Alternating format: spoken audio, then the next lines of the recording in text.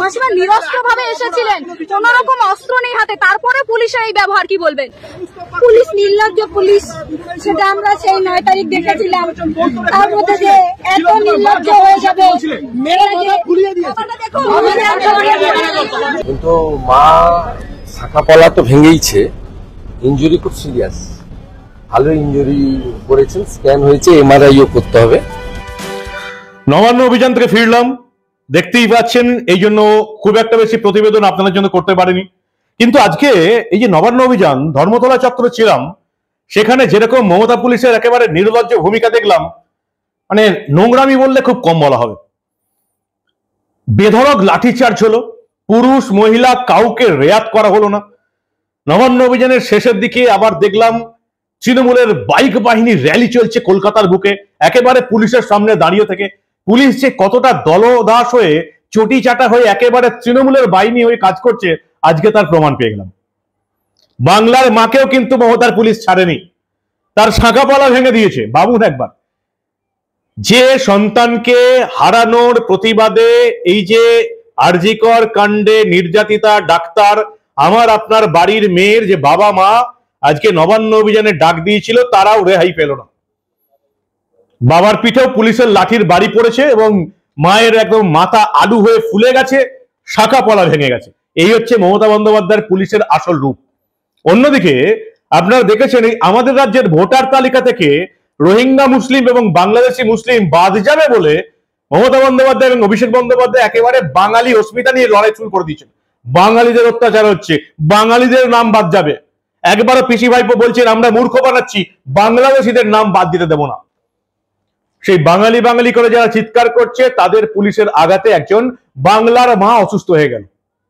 এবং এই মুহূর্তে যেটুকু খবর, যে আরজিকরের এই নির্যাতিতার বাবা মা হাসপাতালে ভর্তি করতে হয়েছে, বিশেষ করে মাকে রীতিমতো পুলিশের সঙ্গে ধস্তাধস্তি হয়েছে। পুলিশ আরজিকরের নির্যাতিতার বাবা মাকেও ছাড়েনি, মাথা ফুলে একদম আলু হয়ে গেছে।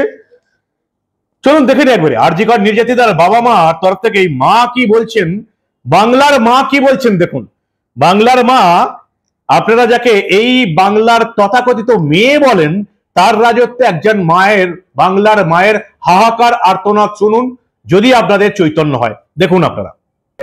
মাসিমা নিরস্ত্র ভাবে এসেছিলেন, কোন রকম অস্ত্র নেই হাতে, তারপরে পুলিশের এই ব্যবহার, কি বলবেন? পুলিশ নির্লজ্জ পুলিশ, সেটা আমরা সেই 9 তারিখ দেখেছিলাম। তার মধ্যে যে এত নির্লজ্জ হয়ে যাবে,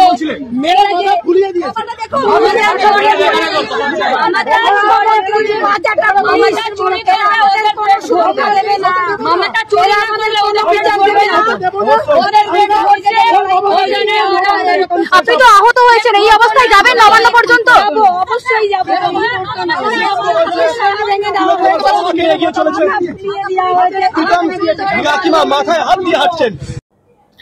বাংলার মা, বাংলার তথাকথিত মেয়ের পুলিশের হাতে অত্যাচারিত হলো, এখন হাসপাতালে ভর্তি। নির্যাতিতার বাবা মাকেও ছাড়লো না মমতার পুলিশ। আর কি দেখলাম আজকে? বেধড়ক লাঠিচার্জ দেখলাম। মমতা পুলিশের দলদাস চটিচাটা পুলিশের বুটের নিচে জাতীয় পতাকাকে একেবারে মারিয়ে দাঁড়িয়ে আছে মমতার পুলিশ, সেটা একমাত্র দেখলাম। মহিলাদের উপর লাঠি চালানো দেখলাম এবং মহিলাদের প্রতিবাদ আন্দোলন দেখলাম। আর কি কি দেখলাম আজকে, ছোট্ট করে এক ঝলক আপনারা দেখুন, যে আজকে ধর্মতলা চত্বরে মমতা বন্দ্যোপাধ্যায়ের দলদাস চটিচাটা পুলিশের তরফ থেকে আর কি কি দেখলাম, দেখুন ছোট্ট করে।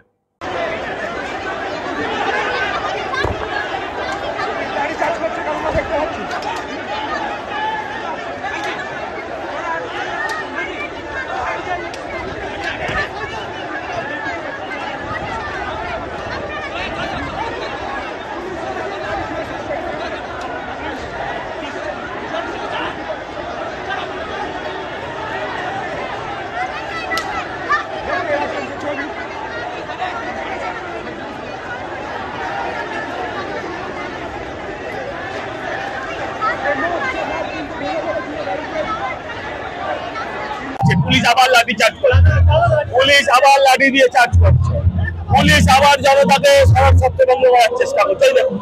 ওই দেখুন কি চলছে, জানি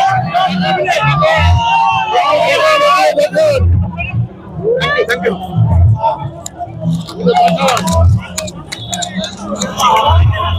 কি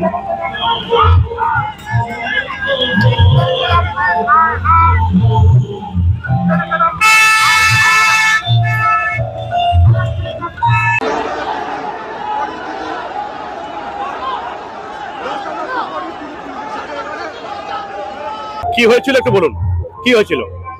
অভয় ডাকে আমরা শান্তিপূর্ণভাবে যাচ্ছিলাম, পুলিশ ব্যাপক লাঠিচার্জ করে নির্মম ভাবে মেরেছে স্যার, কপালে দেখুন মাথা মেরেছে। আমরা আন্দোলন শুরু করিনি, আমরা আন্দোলন শুরু করি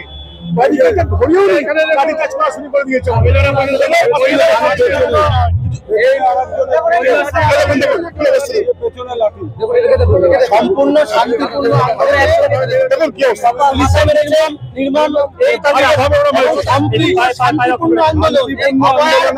পাশে দাঁড়ানো কি আজকে দিনে অপরাধ আমাদের? আমরা পাশে দাঁড়িয়েছিলাম নির্যাতিত যাতে বিচার পায়, বিচার চেয়েছি বলে কি আমরা অপরাধী? যদি আমাদের তার জন্য অপরাধী হতে হয়, আমরা অপরাধী থাকবো, আমরা অপরাধী হয়ে থাকতে চাই।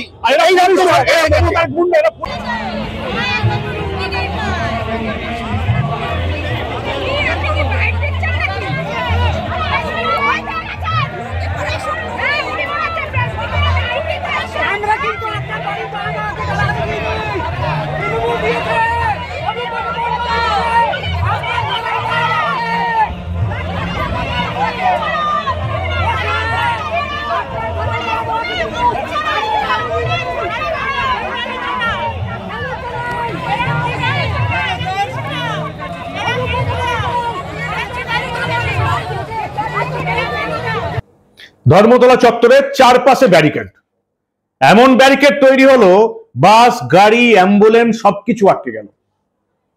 চারপাশে ব্যারিকেড, পার্ক স্ট্রিটের দিকে ব্যারিকেড, ওদিকে হাওড়া স্টেশনের দিকে ব্যারিকেড, এদিকে ইডেন গার্ডেন্সের দিকে ব্যারিকেড, এদিকে লেলিন সরণির দিকে ব্যারিকেড। কোথাও কাউকে আর মিছিল নিয়ে ঢুকতে দেওয়া হবে না। মমতা বন্দ্যোপাধ্যায়ের দলের যখন মিটিং মিছিল থাকে, এই পুলিশ তখন দলদাস এবং চটিচাটাগিরি করে পাহারা দিয়ে মমতা বন্দ্যোপাধ্যায়ের দলের লোককে নিয়ে আসে। মমতা বন্দ্যোপাধ্যায়ের দলের যখন 21শে জুলাই হয়, বিভিন্ন জায়গায় ক্যাম্প হয়, এই পুলিশ পাহারায় সেই ক্যাম্পগুলো হয়। আর এবারে রেলের জায়গায় সাঁতরাগাছিতে ক্যাম্প করলো মমতার পুলিশ, চলে গেল সেটা ভাঙতে।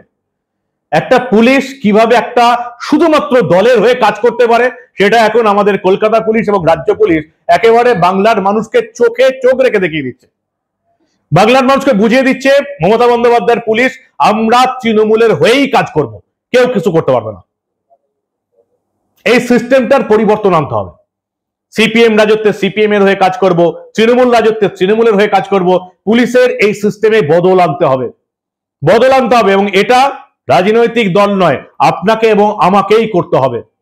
এখন মনে হচ্ছে হাসির ব্যাপার, হেসে নিন ভালো করে, কিন্তু নাগরিক সমাজ না জাগলে এভাবেই আপনাদের অত্যাচারিত হতে হবে। যেভাবে আজকে এই আরজি করে নির্যাতিতার বাবা মাকে অত্যাচারিত হতে হলো, বাংলার মা অত্যাচারিত হয়ে গেল তথাকথিত বাংলার মেয়ের অত্যাচারে, পুলিশের অত্যাচারে। শুভেন্দু অধিকারী বলছেন, কি বলছেন শুভেন্দু অধিকারী? কিভাবে জাতীয় পতাকাকে পায়ে মারানো হয়েছে, কিভাবে মহিলাদের উপর লাঠি চালানো হয়েছে, কিভাবে আরজি করে নির্যাতিতার এই মায়ের উপর লাঠি চলেছে, তার কপাল ফুলে গেছে, এমআরআই করতে হবে বলছেন রাজ্যের বিরোধী দলনেতা। শুনুন ভালো করে। সমস্যায় অর্থাৎ অভয়ার বাবা, তিনিও আপাতত সাথেই থাকবেন। উনি অল্প বিস্তর আমাদের মতো লাঠি খেয়েছেন, কিন্তু মা শাখাপলা তো ভেঙেইছে, ইঞ্জুরি খুব সিরিয়াস, ভালো ইঞ্জুরি করেছেন, স্ক্যান হয়েছে, এমআরআইও করতে হবে।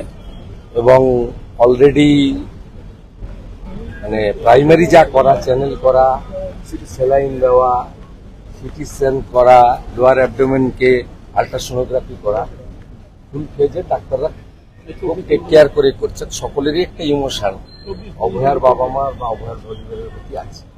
একটা অরাজনৈতিক আন্দোলন, সেখানে কি এমন ঘটনা ঘটলো, লাঠিচার্জ হলো? এক্ষুনি কি বলবে, অ্যাডমিশন নিলেও মানে she is not okay, she is serious, তবে জ্ঞান আছে, কথা বলার চেষ্টা করছিলেন, আমি বলিনি, দুটো চোখ থেকে অঝরে জল পড়ছে। সেটা হয়তো মেয়ের বিচার চাইতে গিয়ে মার খাওয়ার জন্য হতে পারে, পেনও আছে। আমার সামনেই ডাক্তারবাবুরা কিছু চেক আপ করছিলেন, দেখলাম উনি মানে ডিসকমফোর্ট ফিল করছেন।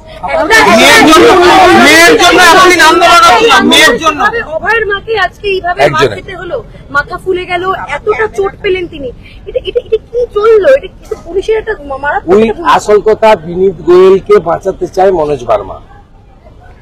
আমি ওখানে বলেছি, বরাহানন্দন বলেছি, আরো খারাপ কিছু যদি ভাষা থাকে অভিধানে, এটা মনোজ বার্মাদের ক্ষেত্রে, মমতা পুলিশের ক্ষেত্রে অ্যাপ্রোপ্রিয়েট। আরো যদি কিছু ভাষা থাকে, আমি আপনাকে বলছি, এরা এই দুটো উইটনেসকে খতম করতে চেয়েছিল যাতে এই কেসটা ক্লোজ হয়ে যায়। কারণ ওরা খুব ভীত, আতঙ্কিত। অভিজিৎ সরকারের কেসে পরেশ পাল, স্বপন সমাদ্দারের পরিণতি দেখে, নারকেলডাঙ্গার ওসি জেলে যাওয়া দেখে ওরা ভাবছেন এর বাবা মা যেভাবে লেগে আছে, কোর্টে যেভাবে লড়াই করছে, 18 আগস্ট আবার ডেট আছে যেটা সুপ্রিম কোর্ট থেকে ফিরিয়ে দিয়েছে কেস, এরা দুজন তো নাছড় বাঁধা। অতএব এ তো বিনীত গোয়েল সন্দীপ ঘোষ যাবে, আর বিনীত গোয়েল সন্দীপ ঘোষের মোবাইল ফোন যদি ঠিকঠাক তদন্ত হয়, মমতা ঝাড়গ্রাম থেকে বসে কি করেছে, 14ই আগস্ট আরজিকর অতীন ঘোষকে দিয়ে ভাঙিয়েছে, সেটাও প্রমাণিত হবে, মমতাও জড়াবে। তাই আজকে মমতা পুলিশকে মনোজ বার্মার নেতৃত্বে মানে একেবারে হিংস্র কুকুরের মতো এদেরকে তাদেরকে লেলিয়ে দেওয়া হয়েছে, বাবা মা সহ আন্দোলনকারীদের। ধুন্ধুমার পরিস্থিতি, যেটার কোনো দরকারই ছিল না। মমতার পুলিশ শুধুমাত্র তৃণমূলকে সন্তুষ্ট করার জন্য যেমন পারলো লাঠি চালালো, লাঠির ঘায়ে রক্তপাত হলো। যে রক্তপাত আপনাদের দেখাতে পাচ্ছি না, কারণ আপনারা অনেকেই হয়তো জানেন না, সোশ্যাল মিডিয়াতে যদি রক্তের চিহ্ন দেখায় তাহলে সোশ্যাল মিডিয়ায় এই ভিডিও আর আপনাদের কাছে পৌঁছবে না। রক্তপাত হলো, মেরে একদম মাথা ফাটিয়ে দেওয়া হলো। এই হচ্ছে মমতা পুলিশের বর্তমান অবস্থা। এবং যে বাঙালি করে লাফিয়ে মমতা বন্দ্যোপাধ্যায় বাংলাদেশি এবং রোহিঙ্গা মুসলিমদের বাঁচানোর চেষ্টা করছেন, সেই বাঙালি অস্মিতার কথা বলছেন, বাংলার মানুষকে মূর্খ বানানোর চেষ্টা করছেন পিসি ভাইপো, আজকে সেই বাঙালি নারীরাই মার খেয়ে গেল। বাঙালি নারীদের পুলিশ একেবারে বেধড়ক লাঠি পেটা করলো। সেই বাঙালি মায়ের মাথা ফুলে গেল, এই মুহূর্তে হাসপাতালে ভর্তি। কতদিন সহ্য করবেন? আপনাদের গায়ে মানুষের রক্ত আছে তো? কতদিন সহ্য করবেন মমতা বন্দ্যোপাধ্যায়ের পুলিশের এই বাঁদরামি, এই অত্যাচার? আর কতদিন সহ্য করবেন? এই রাজ্যে এই যে শাসক দলটা, যাদের হাতে আপনারা এই রাজ্যের ক্ষমতা দিয়ে রেখেছেন, পাড়ার ক্লাব চালানোর যোগ্যতা নেই, কিচ্ছু নেই সরকারটার, না নীতি, না আইন, না কানুন, না প্রশাসন, কিচ্ছু নেই। শুধুমাত্র পুলিশের লাঠির জোরে একটা সরকার চলছে। কতদিন সহ্য করবেন? 2026-এ পরিবর্তন আনতেই হবে। এই নোংরা, চোর, দুর্নীতিবাজের সরকারটাকে একটা ভোট নয়, যারা 2026-এর বিধানসভা নির্বাচনে মমতা তৃণমূলকে ভোট দেবে, এই সমস্ত পাপের কর্মফল তাদের প্রত্যেককে বইতে হবে, এটা মনে রাখবেন। কোনো দেবতা আপনাদের বাঁচাতে পারবে না। যারা তৃণমূলকে ভোট দেবেন, তৃণমূলের এই পাপ, এই চুরি, এই দুর্নীতি, এই নোংরামির সমস্ত পাপের ভাগীদার তারা হবেন যারা তৃণমূলকে ভোট দেবেন। পরিবর্তন চাই, এছাড়া এই রাজ্যে বাঁচার আর কোনো রাস্তা নেই। কি বলবেন আপনারা? আপনাদের মূল্যবান এবং গুরুত্বপূর্ণ মতামত জানান দা নিউজ বাংলার কমেন্ট সেকশনে। দেখতে থাকুন দা নিউজ বাংলা। আমরা আবার বাংলার বুকে ঘটে যাওয়া এই ধরনের অনেক খবরই চেপে রাখতে দেব না।